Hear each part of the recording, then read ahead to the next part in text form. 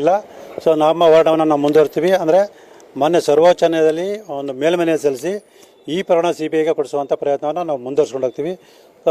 ಇದು ಏನು ಮಾನ್ಯ ನ್ಯಾಯಾಲಯ ಇವತ್ತು ತೀರ್ಪು ನೀಡಿದೆ, ಆ ತೀರ್ಪಿನಲ್ಲಿ ಯಾವ ಅಂಶಗಳನ್ನು ಪರಿಗಣಿಸಿ ನಮ್ಮ ಅರ್ಜಿಯನ್ನು ತಿರಸ್ಕಾರ ಮಾಡಿದೆ ಅನ್ನೋದನ್ನು ಪರಿಗಣಿಸಿ ಆ ಅಂಶಗಳಿಗೆ ನಾವು ಏನು ಉತ್ತರವನ್ನು ಕೊಡ್ಬೋದು ಮತ್ತು ಅದಕ್ಕೆ ಪೂರಕವಾಗಿ ಏನು ದಾಖಲೆಯನ್ನು ಕೊಡ್ಬೋದು ಅನ್ನೋದ್ರ ಬಗ್ಗೆ ನಮ್ಮ ವಕೀಲರ ಜೊತೆ ಚರ್ಚೆ ಮಾಡಿ ಕೂಡಲೇ ಈ ಪ್ರಕರಣವನ್ನು CBI ಕೊಡಿ ಅಂತೇಳಿ ಮತ್ತು ಈ ಒಂದು ತೀರ್ಪನ್ನು ಪ್ರಶ್ನಿಸಿ ನಾವು ಮಾನ್ಯ ಸರ್ವೋಚ್ಚ ನ್ಯಾಯಾಲಯಕ್ಕೆ ಅರ್ಜಿಯನ್ನು ಸಲ್ಲಿಸ್ತೀವಿ. ಯಾವ ವಿಚಾರದಲ್ಲಿ ತಾವು ಸೋತ್ರಿ ಅಂತ, ಯಾಕಂತಂದ್ರೆ ಏನನ್ನ ಮನವರಿಕೆ ಮಾಡ್ಕೊಳ್ಳೋಕೆ ಹಿಂದೆ ಬಿದ್ರಿ ಅಂತ? ಸರ್, ನಾವು ಮನವರಿಕೆ ಮಾಡಿಕೊಡಿದ್ವಿ. ಏನು ಲೋಕಾಯುಕ್ತರು ಆರೋಪಗಳ ಜೊತೆ ಶಾಮೀಲಾಗಿ ತನಿಖೆಯನ್ನು ನಿಷ್ಪಕ್ಷಪಾತ ತನಿಖೆ ನಡೆಸಿಲ್ಲ ಅಂತೇಳಿ. ಅದ್ರ ಮಾನ್ಯ ನ್ಯಾಯಾಲಯ ಯಾವ ಒಂದು ಅಂಶಗಳನ್ನು ಪರಿಗಣಿಸಿದೆ ಅನ್ನೋದು ಆ ತೀರ್ಪು ನೋಡಿದ ನಂತರ ನಮ್ಗೆ ಗೊತ್ತಾಗುತ್ತೆ.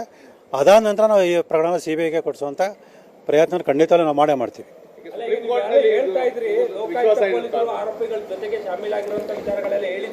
ಹೌದು ಸರ್. ಅದೇ ಸರ್, ಆ ಅಂಶಗಳನ್ನ ಮಾನ್ಯ ನ್ಯಾಯಾಲಯ ಪರಿಗಣಿಸಿದೆ ಇಲ್ಲೋ ಅನ್ನೋದನ್ನು ನಾವು ತೀರ್ಪನ್ನು ಓದಿದ ನಂತರ ಗೊತ್ತಾಗುತ್ತೆ.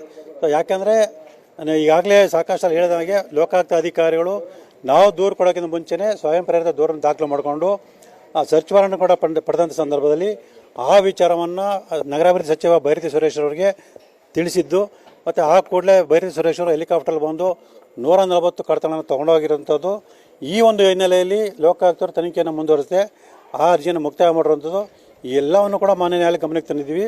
ಅದ್ರ ಜೊತೆಗೆ ಸಿದ್ದರಾಮಯ್ಯ ವಿಚಾರಣೆ ಒಳಪಡಿಸೋ ಸಂದರ್ಭ ಅಂದರೆ ವಿಚಾರಣೆ ಒಳಪಡಿಸುವಂಥ ಸಮಯವನ್ನು ತನಿಖಾಧಿಕಾರಿ ನಿಗದಿ ಮಾಡಿದ್ದು, ಆದರೆ ವಿಚಾರಣೆಯಿಂದ ಹೊರಗೋಗುವಂಥ ಸಮಯವನ್ನು ಸಿದ್ದರಾಮಯ್ಯ ನಿಗದಿ ಮಾಡಿದಂಥದ್ದು.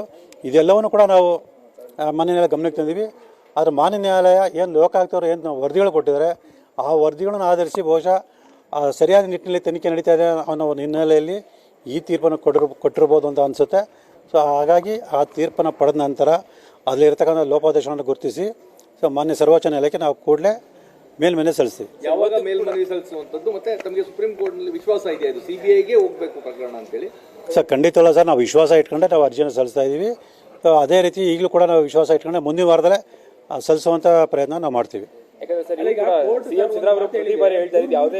ನಡೀತಾ ಇದೆ, ಮೂರು ತನಿಖೆಗಳು ನಡೀತಾ ಇದೆ ಅನ್ನೋದನ್ನು ಕೂಡ ಅವರು ಗಮನಕ್ಕೆ ತಂದಿದ್ದಾರೆ. ಬಹುಶಃ ಏನಾದ್ರು ಈ ತನಿಖೆಗಳು ಮುಕ್ತಾಯ ಆಗೋವರಿಗಾದ್ರೂ ಕಾಯ್ತೀರಾ ಅಥವಾ ಇಲ್ಲ ಸರ್? ಸರ್, ಇಲ್ಲಿ ಕಾಯ ಪ್ರಶ್ನೆನೆಲ್ಲ ಕೂಡಲೇ ನಾವು ಈ ಪ್ರಕರಣ ಮಾನ್ಯ ಸರ್ವೋಚ್ಚ ನ್ಯಾಯಾಲಯಕ್ಕೆ ಮೇಲ್ಮನೆ ಸಲ್ಲಿಸ್ತೀವಿ. ಸೊ ಯಾಕೆ ಅಂತ ಹೇಳಿದ್ರೆ ಲೋಕಾಯುಕ್ತರು ಏಕಪಕ್ಷೀಯವಾಗಿ ತನಿಖೆ ನಡೆಸ್ತಾರೆ ನಮಗೆ ಈಗಾಗಲೇ ಸಾಕಷ್ಟು ಅನುಮಾನಗಳಿದೆ. ಅದಕ್ಕೆ ಪೂರಕವಾಗಿ ಸಾಕ್ಷ್ಯಗಳು ಇದೆ. ಅವರು ವ್ಯತಿರಿಕ್ತ ವರದಿನ ಸಲ್ಲಿಸಿದ್ರೆ ಮತ್ತೆ ಅದನ್ನು ಪ್ರಶ್ನಿಸುವಂಥ ಒಂದು ಪ್ರಯತ್ನದಲ್ಲಿ ಸಾಕಷ್ಟು ವಿಳಂಬಗಳಾಗ್ಬೋದು. ಹಾಗಾಗಿ ನಾವು ಕೂಡಲೇ ಈ ಪ್ರಕರಣವನ್ನು CBI ಕೊಡಿ ಅಂತೇಳಿ ನಾವು ಮೇಲ್ಮನೆ ಸಲ್ಲಿಸ್ತೀವಿ. ಪ್ರಶ್ನೆ ಯಾಕೆ ಅಂತ ಹೇಳಿದ್ರೆ, ಈಗ ಲೋಕಾಯುಕ್ತ ವರದಿಯನ್ನು ಸಲ್ಲಿಸಿ ಲೋಕಾಯುಕ್ತ ವರದಿಯಲ್ಲಿ ಏನಿದೆ ಅಂತ ನೋಡಿದ್ರೆ ಅದು ಪೂರಕ ಆಗುತ್ತಲ್ವಾ, ಅವರು ತನಿಖೆ ಸರಿ ಮಾಡಿದಾರಾ ಇಲ್ವಾ ಅನ್ನೋದಕ್ಕೆ ತಾವೇನು ಆರೋಪ ಮಾಡಿದ್ರಿ ಅದಕ್ಕೆ ಪೂರಕ ಅಂಶಗಳು ಸಿಗುತ್ತಲ್ವಾ ಅಂತ ತಾವು? ಸರ್, ಅದನ್ನೇ ಸರ್, ಈಗ ಮಾನ್ಯ ನ್ಯಾಯಾಲಯ ಆ ವರದಿಯನ್ನು ಯಾವ ರೀತಿ ಪರಿಗಣಿಸಿ ನೋಡಬೇಕು. ಸೊ ಯಾಕೆ ಅಂದರೆ ನನಗೆ ಬಂದಿರೋ ಮಾಹಿತಿ ಪ್ರಕಾರ ಲೋಕಾಯುಕ್ತ ಅಧಿಕಾರಿಗಳು ನಾವು ಸಿದ್ದರಾಮಯ್ಯನವರ 14 ನಿವೇಶನ ಸಂಬಂಧ ಮಾತ್ರ ತನಿಖೆ ಮಾಡ್ತಿದ್ದಾರೆ ಅಂತ ಮಾಹಿತಿ ಇದೆ. ಆದರೆ ನಾವು ನನ್ನ ಅರ್ಜಿಯಲ್ಲಿ ಮೈಸೂರು ನಗರ ಪ್ರಾಧಿಕಾರದಲ್ಲಿ 50 ನಡೆದಿರ್ತಕ್ಕಂಥ ಎಲ್ಲ ಅಕ್ರಮಗಳ ಬಗ್ಗೆ ಸಮಗ್ರ ತನಿಖೆ ನಡೆಸಬೇಕು ಅಂತ ಮನವಿ ಮಾಡ್ಕೊಂಡಿದ್ವಿ. ಸೊ ಈ ಎಲ್ಲ ಅಂಶವನ್ನು ಮಾನ್ಯ ನ್ಯಾಯಾಲಯ ಪರಿಗಣಿಸಿರೋದ್ರ ಬಗ್ಗೆ ನಾವು ಕೂಡ ತೀರ್ಪಿನಲ್ಲಿ ಪರಿಶೀಲನೆ ಮಾಡಿ ಸೊ ಅದನ್ನೆಲ್ಲ ಪ್ರಶ್ನಿಸಿ ನಾವು ಮೇಲ್ಮನೆಯನ್ನು ಸಲ್ಲಿಸ್ತೀವಿ. ಯಾಕಂದರೆ CM ಸಿದ್ದರಾಮಯ್ಯ ಇವತ್ತುವರೆಗೂ ನಾವು ತಪ್ಪೇ ಮಾಡಿಲ್ಲ ಅಂತ ತಿಳ್ಕೊಬರ್ತದೆ. ಎಲ್ಲ ಒಂದು ಕಡೆ ಅವೆಲ್ಲ ಕೂಡ ಈ ತೀರ್ಪು ಬಂದರೂ ಕೂಡ ಪೂರಕ ಆಗ್ತದೆ ಸರ್ ಇದು? ಸರ್, ಯಾವುದೇ ಪೂರಕ ಇಲ್ಲ ಸರ್. ಇದು ತನಿಖೆ ಸಂಸ್ಥೆ ಬಗ್ಗೆ ಅಷ್ಟೇ ತೀರ್ಪು ಬಂದಿರೋಂಥದ್ದು. ಹಾಗಾಗಿ ತನಿಖೆ ಪೂರ್ತಿ ಮುಗಿದೋಗಿರೋವಾಗಲಿ ಅಥವಾ ಅಂತಿಮ ವರದಿ ಸಲ್ಲಿಸಿರೋ ಬಗ್ಗೆ ಆಗಲಿ ಯಾವುದೇ ಒಂದು ತೀರ್ಪು ಬಂದಿಲ್ಲ. ಹಾಗಾಗಿ ಬರೀ ತನಿಖಾ ಸಂಸ್ಥೆ ಬಗ್ಗೆ ಅಷ್ಟೇ ಬಂದಿರೋದ್ರಿಂದ ಸೊ ಯಾವುದೇ ತನಿಖಾ ಸಂಸ್ಥೆ ತನಿಖೆ ನಡೆಸಿ ಯಾವುದೇ ರೀತಿಯ ವರದಿ ಕೊಟ್ಟರು ಕೂಡ ಸೊ ಅದರ ಬಗ್ಗೆ ನಾವು ಮಾನ್ಯ ನ್ಯಾಯಾಲಯಕ್ಕೆ ಅಂದರೆ ನಾವೇನು ಆರೋಪ ಮಾಡಿದ್ವಿ ಅದಕ್ಕೆ ಸಂಬಂಧಪಟ್ಟ ಎಲ್ಲ ಸಾಕ್ಷ್ಯಗಳನ್ನು ಮಾನ್ಯ ನ್ಯಾಯಾಲಯ ಗಮನಕ್ಕೆ ತಂದು ಸೊ ತಪ್ಪಿತ ಶಿಕ್ಷೆ ಕೊಡಿಸುವಂಥ ಅವಕಾಶ ಮತ್ತು ಅದಕ್ಕೆ ಬೇಕಾದ ಎಲ್ಲ ಸಾಕ್ಷ್ಯಗಳು ನಂತರ ಇದೆ. ಹಾಗಾಗಿ ಆರೋಪಗಳು ಯಾವುದೇ ಕಾರಣಕ್ಕೂ ಕೂಡ ಈ ಒಂದು ಆರೋಪವನ್ನು ತಪ್ಪಿಸ್ಕೊಳ್ಳೋಕ್ಕೆ ಸಾಧ್ಯ ಇಲ್ಲ.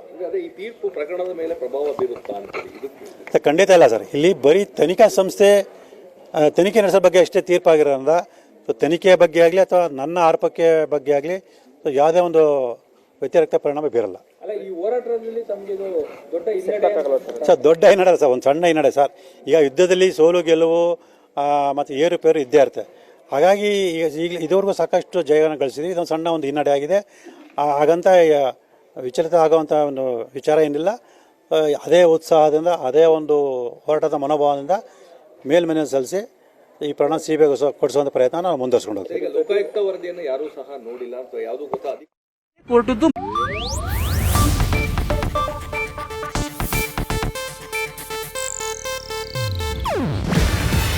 ಇದು ಏಷ್ಯಾನೆಟ್ ನ್ಯೂಸ್ ನೆಟ್ವರ್ಕ್ ಪ್ರಸ್ತುತಿ. ನೀವು ನೋಡ್ತಿದ್ದೀರಾ ಏಷ್ಯಾನೆಟ್ ಸುವರ್ಣ ನ್ಯೂಸ್.